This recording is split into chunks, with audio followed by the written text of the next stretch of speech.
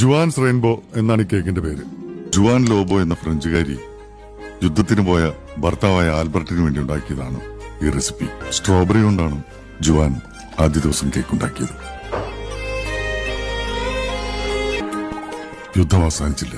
വരാമെന്ന് പറഞ്ഞ ദിവസം ആൽബർട്ട് വന്നില്ല.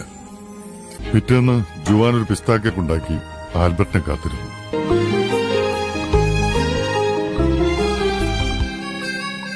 പുള്ളിക്കാരൻ വന്നോ?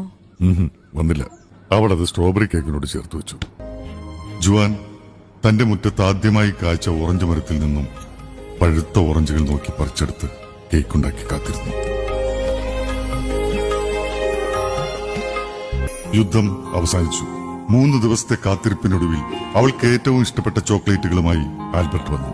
അവൾ അത് അവനു വേണ്ടി കരുതി വെച്ച കേക്കിലേക്ക് ഒരുക്കി ചേർത്തു.